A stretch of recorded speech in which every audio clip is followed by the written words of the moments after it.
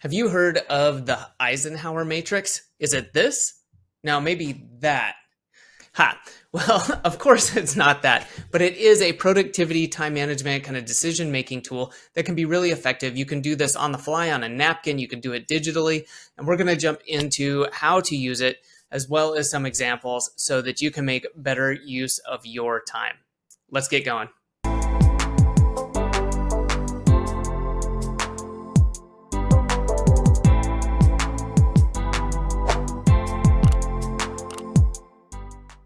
Hey, I'm Adam with the Productivity Academy, and the Eisenhower Matrix has a similar outcome as using the Focus Finder, which is something that I created to use, but more on that later. So how do you use the Eisenhower Matrix? Well, you can do this digitally, or you can do pen and paper, whatever. You basically just draw two lines perpendicular to each other and crossing. So you now have four areas, right? The left side is urgent, and the right side is less urgent. Okay, and the top is important and the bottom is less important. And feel free to label it like you're seeing on the screen if it's needed. Now, if something is in the top left area, that's urgent and important. So those are things we definitely want to do first.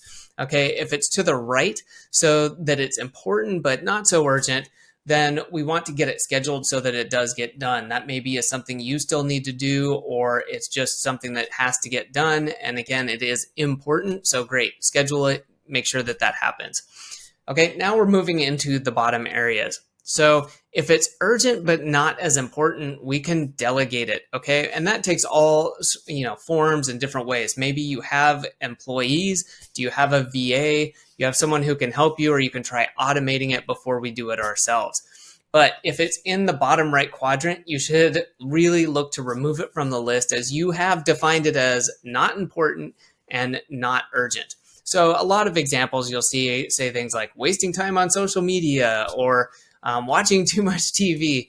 But I also find that this is helpful for real life examples where you come up with tasks maybe for yourself, or adding on to a project or learning something where you could say, okay, I kind of overdid it. There's things I can trim off here, and then I can really focus on to the important and urgent areas and these things that really, really matter, whether it's learning something, building something, working on a project.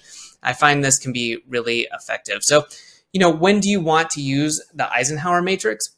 There's a lot of really good times to use this. If you're feeling overwhelmed, just that feeling of like, there's so many tasks, you just have a task list and there's really no sorting to it. There's no prioritization. Great time to use it. Again, it just kind of touched on it, but if you're not sure which of those tasks are really important, it's really good. If you have too many tasks to do in the time available, like you realize like, wow, I've got 8 things on here. I've got 5 hours. There's no way I can get this done. I need to break this down. Also, if you find yourself doing all of the tasks yourself, that could be a good time to look into this and be like, okay, I need to get better at delegating, at removing things, and that can help you kind of work through that. So kind of behind the scenes here, why does the Eisenhower Matrix work?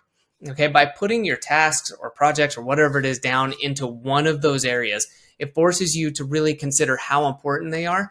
It's basically kind of a guided brain dump and sorting. So that's what I did with the Focus Finder, which you can check out here. And I use that when I get stuck or I have like a ton of ideas of projects or directions I want to go for something. And it helps me just assign and kind of quantitatively take it. And by assigning a number value, which is what I do in the Focus Finder, it forces me to kind of think through it. And again, it's not perfect. I'm making up the numbers here. You can check it out with the link I gave.